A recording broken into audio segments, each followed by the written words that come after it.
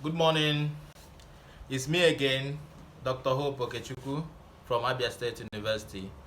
And what I'm holding on my hand here is the humerus.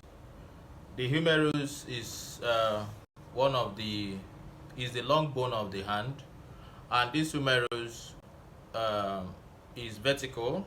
It likes vertically like this, and this is the right humerus because the head of the humerus points medially and upwards.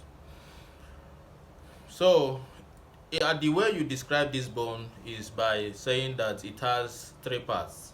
It has an upper end, it has the shaft, and it has the lower end. So, for the upper end, there are features we need to know. You need to know the hemispherical head, and immediately after the hemispherical head, there is a groove here, which is called the anatomical neck. Then after that anatomical neck, you now can recognize two tubercles. This is the greater tubercle, while this one represents the lesser tubercle. These two tubercles are separated by a groove called the intertubercular groove, or you call it the intertubercular sulcus. So for this head of the humerus, it makes articulation with the glenoid cavity. If you follow the scapula, you could appreciate the glenoid cavity. That is what it articulates with to form a joint called the glenohumeral joint, or simply put as the shoulder joint.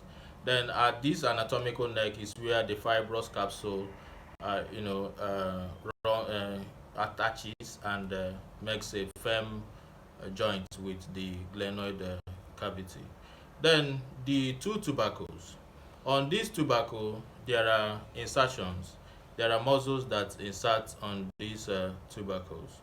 The first of them, which is the most superior, is the impression for a muscle from the scapula called the supraspinatus muscle.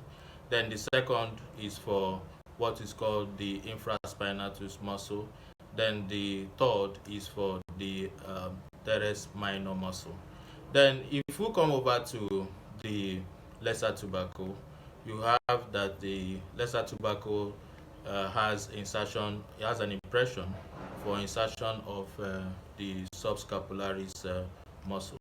Then if we go down a little below, you see a marked area before the shaft of the humerus.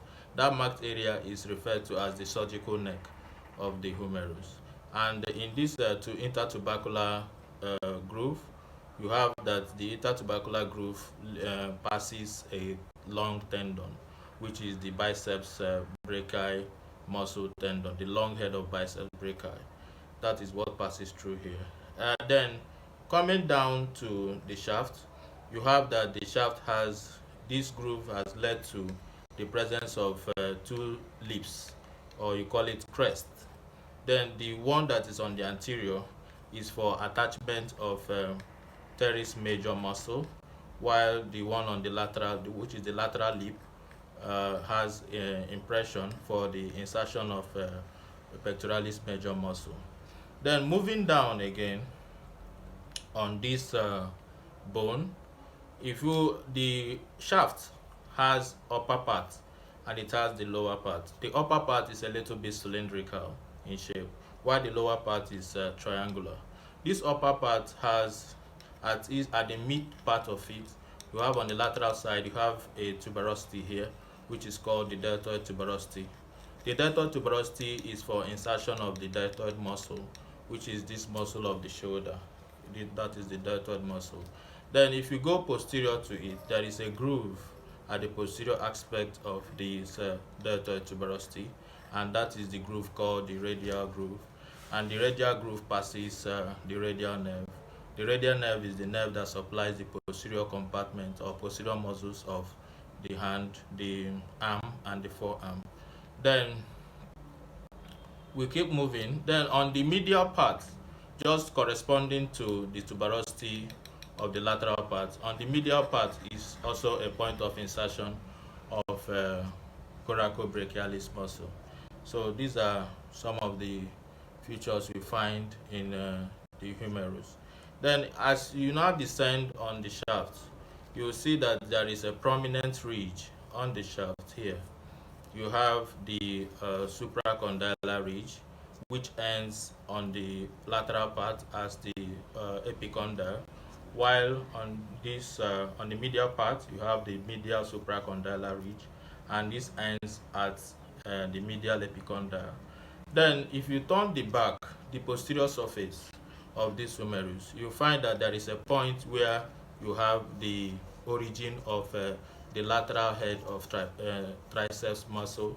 Then going lower down at the triangular region, you will appreciate the medial head of triceps uh, brachii muscle. Then you remember that the long head of triceps uh, takes origin from the infra infra infra from the infraglenoid tubercle.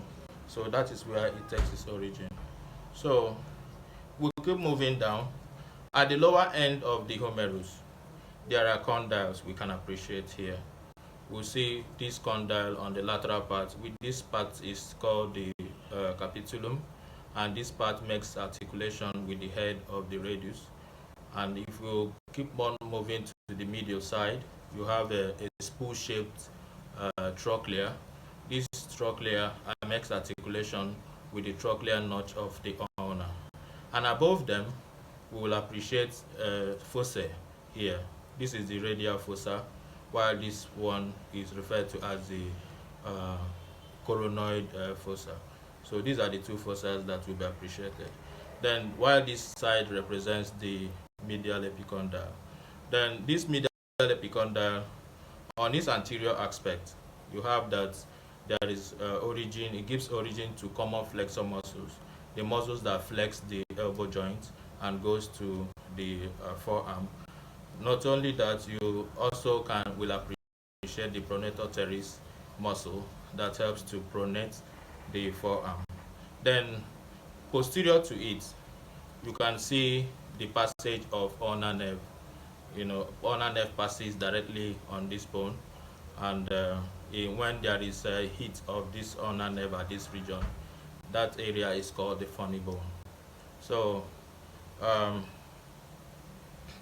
then on the anterior aspect of the lateral epicondyle, you have the common origin of extensor muscles.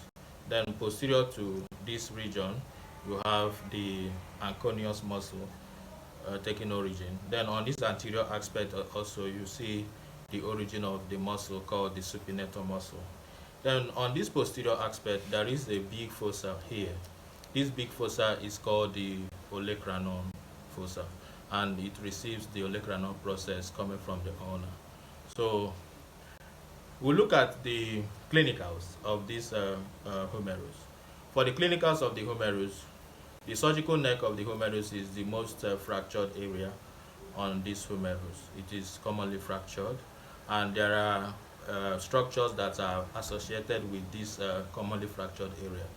You have the axillary nerve, and you have the circumflex humeral vessels, the anterior circumflex humeral,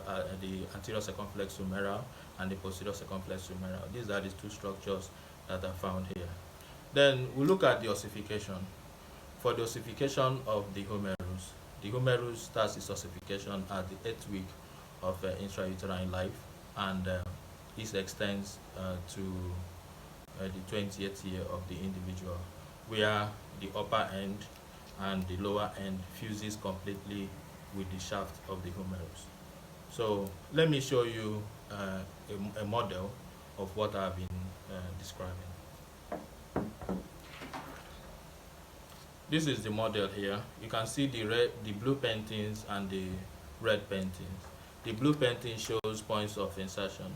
You can see that this is the point for the supraspinatus, infraspinatus. This one is for the teres minor, while this one represents the